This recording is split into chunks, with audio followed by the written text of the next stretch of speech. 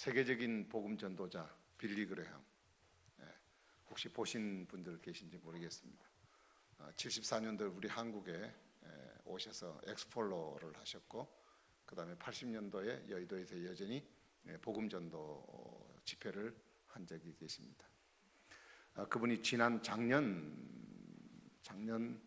11월 달인가요?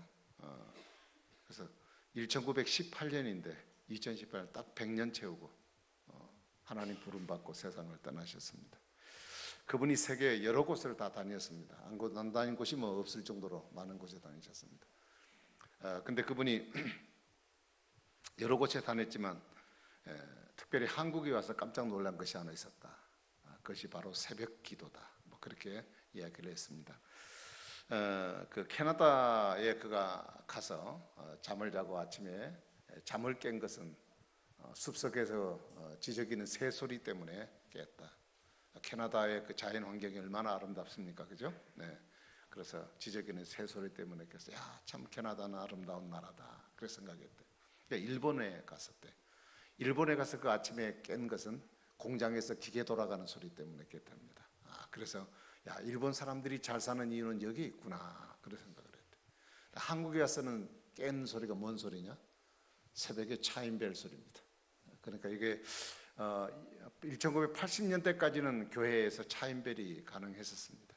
그런데 그 이후부터는 이제 소음해가지고 나라에서 규제하는 바람에 지금은 아예 하지 못하지만, 그래서 그 한국이 이렇게 축복받은 것은 새벽에 첫 시간을 하나님께 드리는 새벽 기도의 덕분이구나, 그렇게 고백을 했다는 얘기가 있습니다.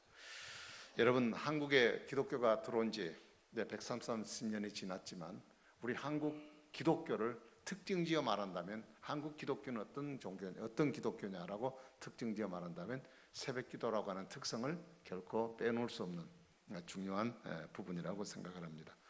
1906년에 평양에 그 장대현 교회를 심호하셨던 길선주 목사님으로부터 우리 한국의 최초로 새벽 기도가 시작이 되었습니다.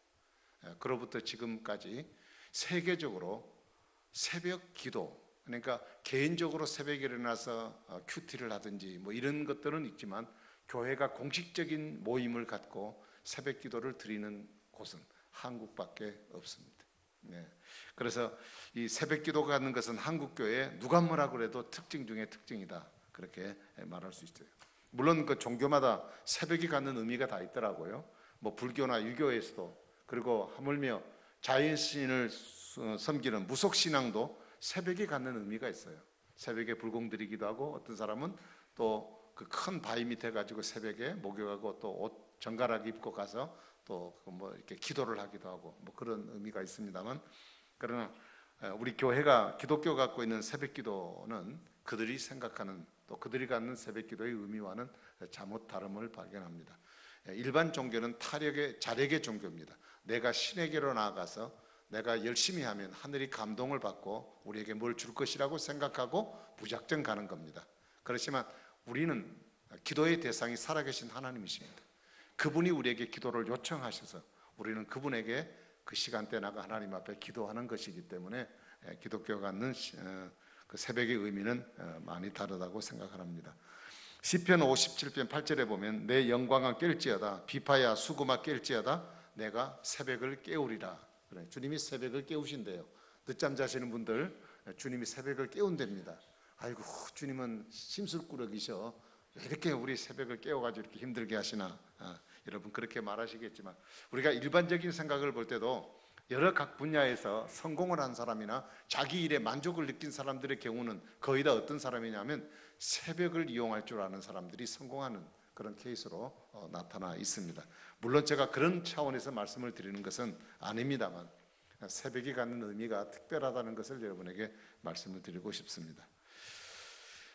오늘 본문 이 말씀은 이 말씀을 이렇게 하게 된 배경이 있습니다. 성경에 나타난 역사적 배경이 있습니다. 그것이 언제냐?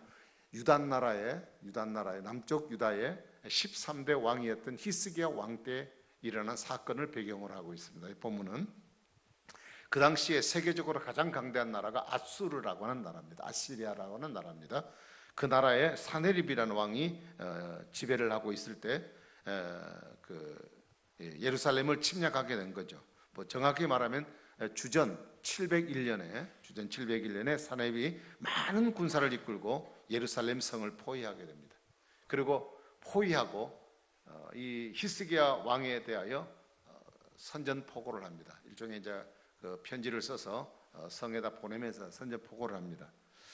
뭐라고 썼냐면 그렇습니다. 너희는 너희 하나님이 너희 예루살렘을 구할 것이라고 생각하지 말아라. 너희를 구원할 것은 하나님이 너희를 구원하는 것이 아니다. 하나님이 보는 앞에서 내가 너희들을 멸망시켜 버릴 것이다. 이렇게 써서 보냈어요. 이것을 받은 히스기야는 기가 막히기도 하고, 그리고 그렇게 큰 소리침에도 불구하고 감당할 수 있는 전력이 되지 못한 그들에게는 너무 힘든 부분이었습니다. 그것 때문에 어찌할 바를 몰랐습니다. 그러다가 그는 그 문서를 그대로 들고 성전에 찾아가서 하나님께 펼쳐놓고 기도를 드렸습니다. 여호와여, 귀를 기울이소서. 여호와여, 눈을 떠서 보시옵소서. 사네립의 왕이 우리를 회방하오니 주님 구원하시옵소서.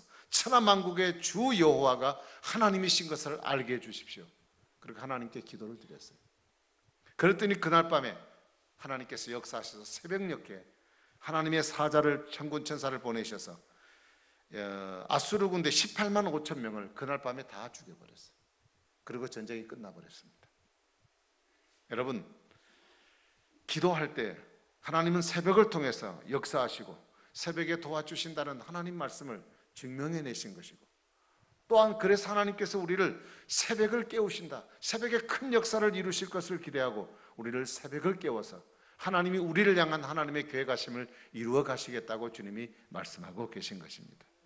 여러분, 새벽을 통해서 은혜를 체험하고 가정 문제들이 해결을 받고 여러분 가정과 그리고 교회와 그리고 이 민족 위에 하나님의 미래가 있는 역사들이 우리의 기도를 통해 일어날 수 있기를 다시 한번 주님의 이름으로 축복합니다. 자, 그러면 왜 우리가 새벽을 깨워야 할까? 하나님 왜 새벽에 우리를 도우시고 새벽에 우리를 깨우시는가? 왜 새벽 기도에 대한 것이 필요할까? 첫째, 새벽은 하루의 첫 시간입니다. 눈을 뜨자마자 첫 시간입니다. 물론 어떤 사람은 8시에 뜨는 사람도 있을 거예요. 그럴지 모르겠지만 어쨌든 우리가 새벽이라고 하는 차원에서 볼 때 첫 시간입니다. 첫 것은 아름다운 것입니다. 다른 것이 불순물이 섞여지지 않는 순수함입니다. 그리고 하나님은 첫 것을 좋아하신다 그랬죠. 그래서 초태생, 처음 태어난 것은 내 것이라고 하셨어요. 그럼 주님이 처음 태어난 것을 내 것이라고 말씀하신 이유는 부작정 말씀한 게 아니라 그것은 이스라엘 백성들이 애굽에서 출애굽할 때 출애굽하게 나온 사건이 10가지 재앙 아닙니까? 그 중에 한 가지가 마지막 재앙이 애굽에 있는 장자를 다 죽이는 일입니다.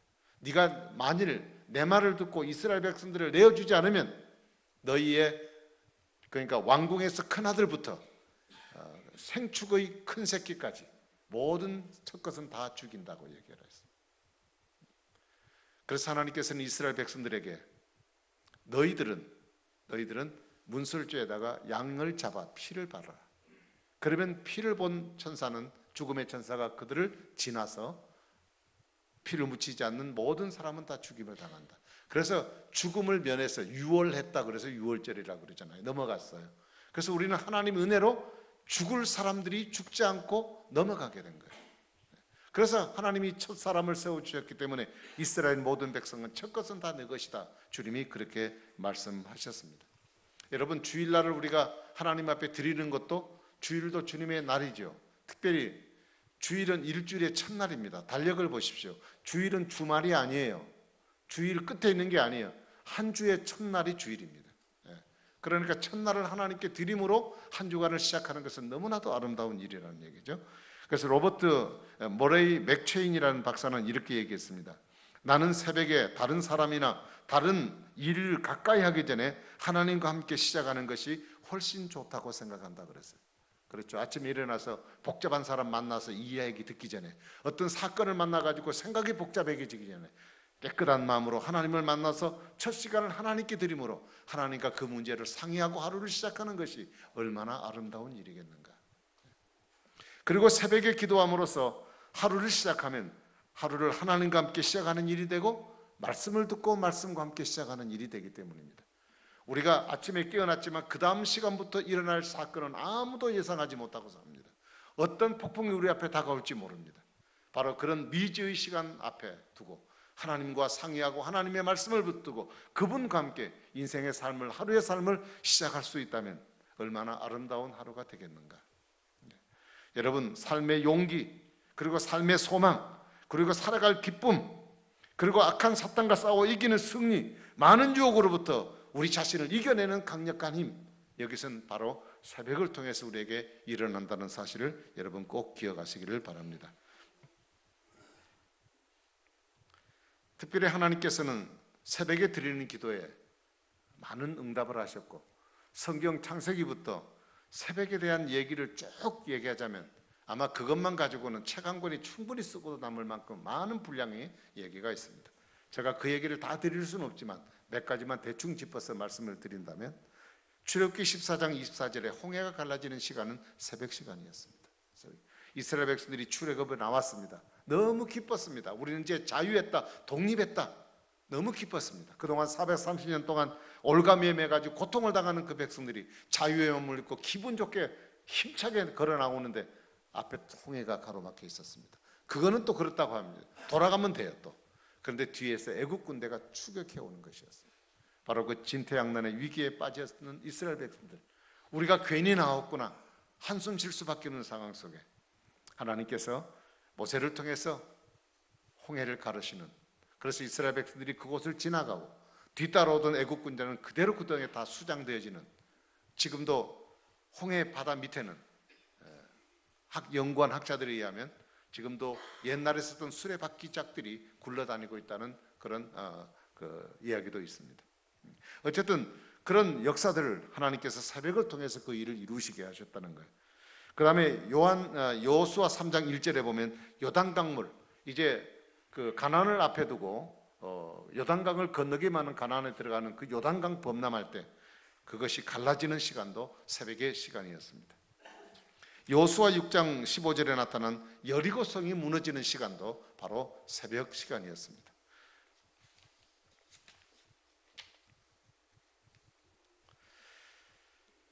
시편 90편 14절에 보면 아침에 주의 인자로 우리를 만족하게 하사 우리 평생에 즐겁고 기쁘게 하소서. 네. 여러분, 아침에 하나님 앞에 나와 기도하고 하나님께 예배드리는 것, 그는 우리의 삶을 만족하게 하고 하루를 기쁘고 즐겁게 살아가는 삶으로 만들어 주신다고 말씀하셨습니다. 우리가 간절한 소원이 있는 사람은 새벽에 하나님 앞에 와 무릎을 꿇고 하나님으로부터 받은 기도의 응답을 받으시고, 여러분 그 삶을 통해 여러분 삶 속에 하나님의 은혜를 필요로 하는 그 삶의 어떤 부분 속에 하나님의 능력을 체험하는 그런 역사가 있기를 간절히 바랍니다. 여러분, 주님은 말씀하셨습니다. 새벽에 너희를 도우신다고 하셨습니다. 하나님의 도우심이 없이 우리는 살아갈 수 있는 방법이 없습니다. 여러분, 신앙생활하면서 교회만 왔다 갔다 신앙생활하면 내가 왜 교회를 나오는지 이유를 모릅니다. 주일날 교회를 나와도 왜 나오는지 이유를 모릅니다. 그냥 왔다가 가는 거예요. 아무런 감흥이 없어요. 하나님과 나와 관계 속에 아무런 어떤 관계가 형성되어 있지 않습니다. 그러나 새벽을 통하여 하나님께 기도함으로 하나님이 내 삶 속을, 내 삶을 만지시고 내 아픔과 고통을 만지시는 하나님이심을 내가 경험하게 되어질 때, 그 하나님은 내가 형식적으로 대하는 하나님이 아닌 진정의 내 삶 속에 함께 하시는 주님으로 우리가 경험하게 되어질 때 우리의 신앙 속에 놀라운 변화와 역사가 일어나게 될 줄로 믿습니다. 새벽에 일어나 기도하면 환란의 여리고가 무너지고 문제의 홍해가 우리 앞에 갈라지는 역사가 있게 될 것을 확신합니다. 저는 우리 교회가 이곳으로 이사를 오면서 기도를 그렇게 했습니다. 제가 새벽 기도 때도 얘기했지만 새벽에 와서 기도하는 사람들이 한 120명 정도 되었으면 좋겠다. 그렇게 제가 기도를 드렸습니다. 근데 어느 순간인가 한 60명 정도, 70명 정도 나온 적도 있었던 것 같아요, 새벽에요. 근데 어느 순간인가 제가 기도를 딱 끝쳐버렸습니다. 안 될 것 같아요. 아무래도 안 될 것 같아요. 그래서 제가 그냥 잊어버리고 기도도 안 했습니다. 근데 하나님이 잊어버렸다고 잘하셨다고, 그래서 숫자를 점점 줄여주셨습니다. 그러나 나중에 한겨울에는 그냥 숫자가 눈에 보이도록 뜸하도록 하나님이 확 줄여버려 주시더라고요. 근데 요즘에 와서 이제 숫자가 조금 이렇게 한 3, 40명 정도 새벽에 예배를 드리는 것 같은데, 여러분, 제가 숫자 노름하자는 얘기는 결코 아닙니다. 새벽을 깨워 하나님께 기도하는 것이 우리가 믿는, 내가 신뢰하는 하나님을 경험하는 일이, 하나님은 자신이 누구인가를 맛보아 알기를 원해요. 그냥 귀로 듣는 하나님이 아니라 내 삶 속에 하나님이 누구인가를 좀 체험해 가기를 원해요. 그래서 자기를 좀 확실히 좀 믿어달라는 거예요, 하나님은. 그러면 내가 주겠다는 것이에요. 그래서 하나님께서 우리에게 그런 제스처를 쓰시는 거예요, 사실 새벽 기도는. 그래서 내가 너희들 도와줄게. 새벽에 너희들 도와줄게. 우리가 새벽을 깨우는 사람이 되기를 바랍니다. 제가 광고를 길게 들어가지고 조금 말씀들을 좀 생략을 좀 해야 될 것 같습니다. 어떤 분이 회사를 운영하는 분이 계셨습니다. 교회 원래 하나님을 잘 믿던 사람입니다.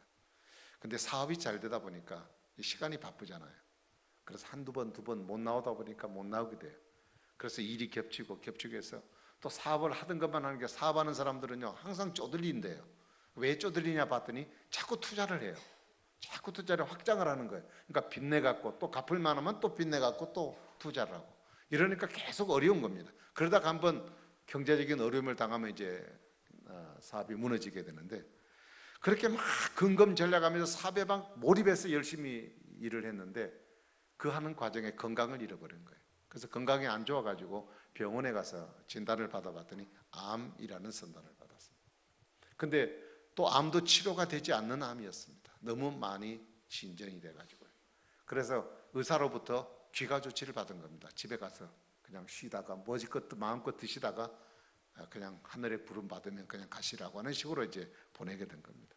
낙심하고 실망이 됐습니다. 그때까지 쌓아놓은 재물이 도대체 그 앞에서 무슨 의미가 있겠습니까? 근데 마침 그 집에 정말 신앙 좋은 딸이 있었습니다. 그래서 아버지에게, 아버지 이제 때가 됐어요. 근데 아픈 사람하고 때가 됐다는 게 도대체 뭔 소리냐? 라고 얘기하니까 하나님 앞에 가서 기도할 때가 됐어요. 열심히 신앙생활 잘하는 분이 사업에 바쁘다고 교회를 안 나가고 신앙생활 안 내버리니까 자꾸 교회 가자고 그러면, 야, 나 너희들 먹이고 살리느라고 내가 힘들게 산다. 나보고 자꾸 힘들게 자꾸 그러니까 하지 마. 나중에 은퇴하고 시간 널널하게 남으면 그때 한번 내가 나가든지 그럴 테니까 나 건들지 말라고. 그렇게 여태까지 핑계하고 산 겁니다. 그러다가 결국 이런 문제가 생겼습니다.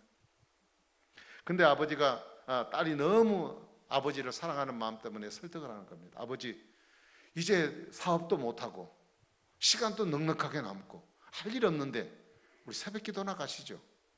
그래가지고 딸이 워낙 얘기를 하니까 아버지가 이제 못 이긴 척하고 이미 복수는 차갖고 있는데 걷기도 불편하지만 딸의 애원에 따라서 딸의 팔짱을 끼고 새벽을 나가기 시작했습니다.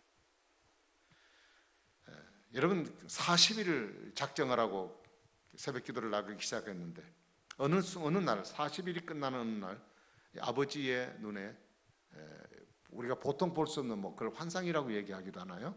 그런 것을 보게 된 겁니다. 근데 예수님이 자기에 가까이 오시더래요. 와서 그 배에다가 손을 넣고 이렇게 안수하는 모습이 그 영상 속에 나타나더래요. 그래서 그 순간에 그 마음이 확 뜨거워지면서 내 병이 치유받았구나, 예수님이 나를 치료해 주셨구나 하는 확신이 생기더랍니다. 그 순간부터 복수가 점점점 꺼지기를 시작하면서 배가 가라앉고 병이 낫기를 시작하게 됐어요. 그 순간부터 새벽을 나가는데 이제 모든 게 다 달라 보이는 거예요. 땅이 달라 보이고 하늘도 달라 보이고 산천이 다 달라 보이는 거예요. 너무 감사했습니다. 하나님, 저는 죽을 줄 알았습니다. 저를 살려주시니 너무 감사합니다. 이제는 나는 죽었다고 생각하겠습니다. 이제 사는 것은 하나님을 위해서 살겠습니다. 그래서 회사에서 벌어들인 돈 모두 전체 수입은 다 내 것이 아니라 다 하나님의 것입니다. 그렇게 기도를 했습니다. 그리고 그가 이제 회사에서 나오는 이익금 가지고 10분의 1은 자기가 살고 10분의 9를 다 내버렸어요. 그리고 하나님 앞에, 그리고 불쌍한 사람, 그리고 선교를 위해서 하는 일을 위해서 쓰고 남은 여생 하나님 앞에 영광스럽게 정말 아름답게 삶을 맺고 살아가고 있다는 그런 간증이었습니다. 뭐 남의 얘기긴 하지만 새벽을 통해 이루어 주시는 하나님의 역사, 구약 성경에 나타난 수많은 역사들, 그것은 오늘도 여전히 살아가시는 동일한 하나님이 오늘도 우리 가운데 역사하실 줄로 믿습니다. 여러분, 새벽을 깨워 하나님 앞에 나옴으로 하나님께 응답 받으시고 또 하나님 앞에 영과 육의 축복을 받으시고 여러분 육신의 건강을 얻기를 주의 이름으로 축복합니다. 새벽 기도는요, 해본 사람만 알아요. 경험 없는 사람은 모릅니다. 부디 하나님을 경험하십시오. 하나님이 어떤 분인가를 좀 맛을 보세요. 그분이 얼마나 소중하고 얼마나 내 삶 속에 함께 하시는 분, 내 시간을 빼뜨려가고 내 물건을 빼뜨려가는 하나님이 아니라 내 삶 속에 나와 함께 하신 하나님, 나를 도와주신 하나님, 내가 어찌할 수 없는 상황 속에 있을 때 나를 도와주기를 원하시는 그 좋으신 하나님을 우리가 한번 경험해보자.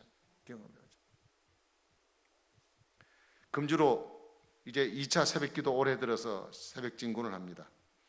여러분이 새벽기도, 새벽 진군을 하는 것, 이것은 여러분들에게 기도할 기회를 드리고 싶어서 그런 겁니다.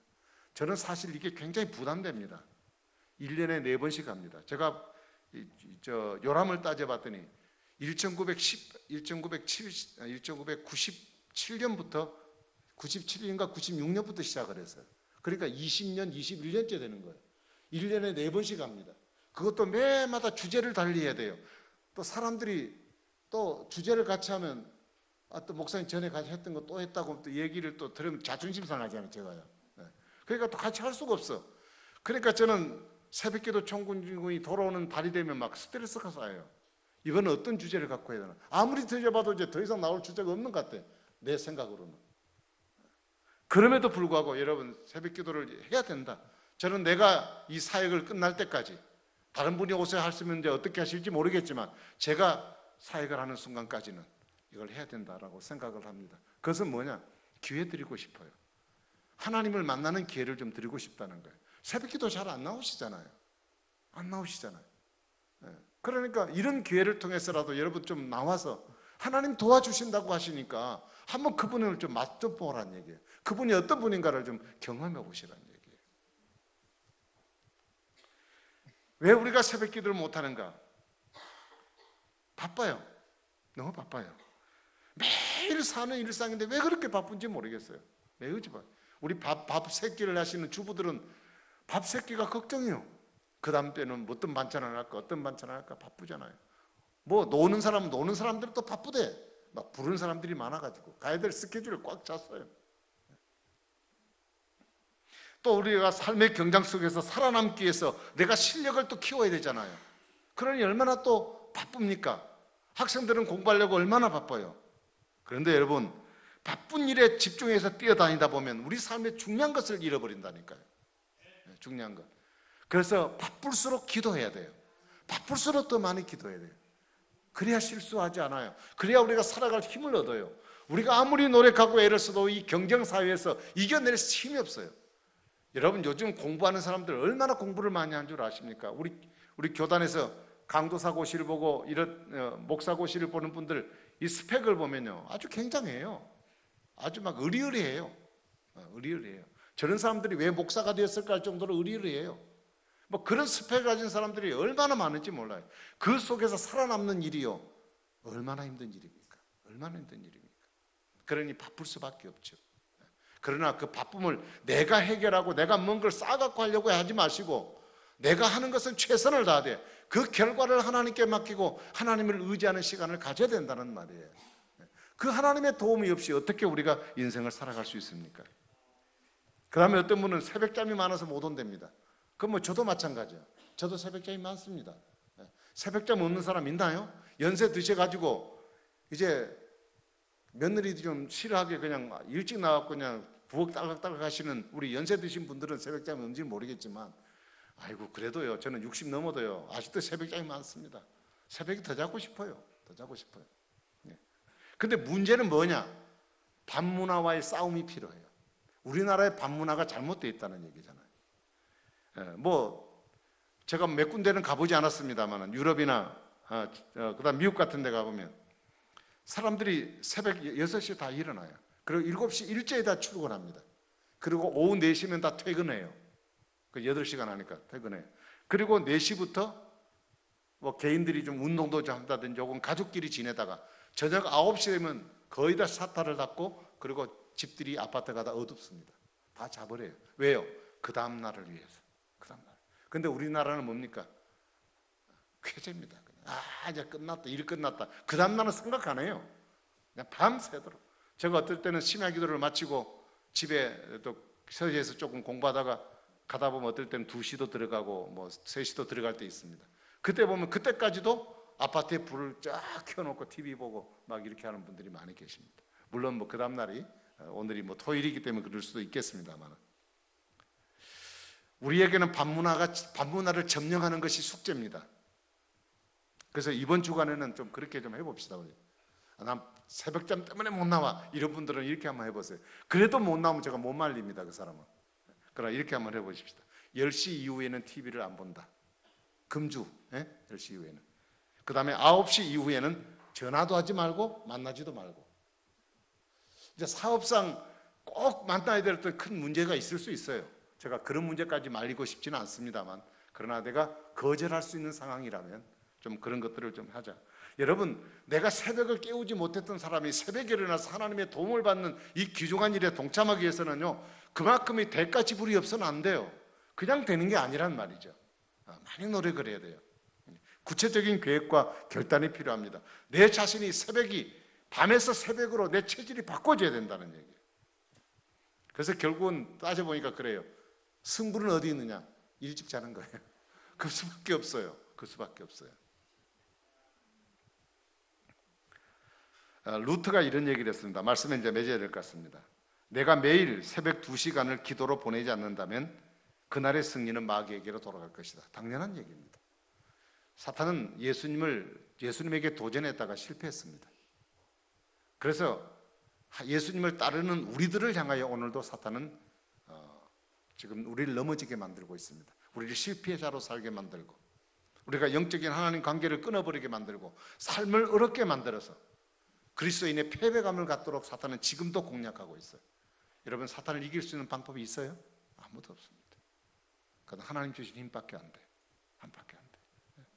여러분, 그래서 주님이 새벽에 너를 돕겠다고 하시잖아요. 오늘 하루를 살아가는 일에 여러분, 이번 금주에 뭐 이런 말이 너무 거창하네요. 평생을 이렇게 하자면 또 괜찮은데 오늘 금주에 새벽 기도에 승부를 걸자. 혹시 새벽 기도하다가 내가 너무 잠이 많이 와가지고 막 죽어버릴 것 같아. 근데 새벽 기도하다가 피곤해서 죽었다는 것은 들어본 적이 없습니다. 그러니까 혹시 그런 분 있으면 입원비 대드려야 되겠네. 제가 그렇다면 꼭 좀 한번 내보시고 힘 좀 내셔서 여러분 삶이 지금 갖고 있는 문제가 너무 답답하고 힘들고 풀려지지 않는 문제들 앞에 살아가고 있잖아요. 바디메오가 마태복음 20장 보면 시각장애자지 않습니까? 꿈도 없는 사람이잖아요. 예수님이 지나간다는 소식 듣고 예수님께 소리 질렀어요. 다윗의 자손 예수여 나를 불쌍히 여겨주소서. 그러니까 옆에 있던 건강한 사람들이 쓸데없는 소리를 말하고 시끄럽게 하냐. 예수님 말씀 드려야지. 너희들이 왜 잔소리가 많아. 제자들도 말리고 옆에 사람들도 말렸습니다. 그리고 막 발로 차고 막 그랬습니다. 근데 지금 이 바디메오 경우는 사람들에게 체면의 문제가 아닙니다. 자기 일생의 문제가 달려 있습니다. 예수님을 만나면 어떻게 될 것인가. 그래서 그런 예수님께 매달렸습니다. 예수님이 그를 불쌍히 여기고 보셨습니다. 그리고 불러들이셨습니다. 네가 뭐 돼주기 원하느냐? 눈뜨기를 원합니다. 내 믿은 대로 되라. 그 시로 그가 눈을 뜨게 되었습니다. 여러분, 우리 하나님 앞에 부르짖어 기도하는 거예요. 기도는 체면이 아닙니다. 기도는 내가 얌전한 사람이니까 내가 어떻게 큰 소리 내어 기도해? 절대 그렇지 않아요. 여러분, 물에 빠져 죽어가면서 나는 신사니까 소리 안 지를 거야. 저를 살려주세요. 뭐 이런 분 계세요? 아무도 없습니다. 덜 급해서 그래요. 덜 급해서. 정말 하나님의 도움이 필요하다면 우리는 그렇게 할 수가 없어요. 제가 꼭 소리를 질러야 된다는 말은 아닙니다. 그러나 사람이 답답하고 힘들면 소리를 지를 수밖에 없어요. 하나님께 그런 마음 가지고 꼭 새벽에 여러분 기도하셔서 여러분이 당하고 있는 어려움, 힘든 누구도 몰라주는 아픔이 여러분 가운데 있을 때 하나님이 나오시면 너희를 도와주겠다고 하신 주님 품에 안기셔서 새벽을 통하여 하나님 은혜가 여러분 가운데 충만하게 임하기를 주의 이름으로 축복합니다. 기도하겠습니다. 자비로우신 우리 하나님 아버지 은혜와 사랑을 감사합니다. 우리가 금주에 새벽기도 총진군을 우리가 정하고 함께 나와서 함께 민족과 그리고 우리 가정과 우리의 삶의 터전들과 그리고 교회와 우리 앞날들을 위해 하나님 앞에 기도하기를 원합니다. 하나님 앞에 믿음으로 간구하여 기도할 때 하나님이 새벽에 너희를 도우신다고 말씀하셨으니 그 약속하신 말씀이 새벽에 나와 하나님께 부르짖는 성도들을 통해 이루어지는 하나님의 은혜를 맛보는 축복의 기회가 될 수 있도록 인도하여 주시옵소서. 예수님 이름으로 간절히 기도하옵나이다. 아멘. 우리 찬송 하나님께 드리겠습니다. 368장 찬송 드리면서 헌금 드리겠습니다.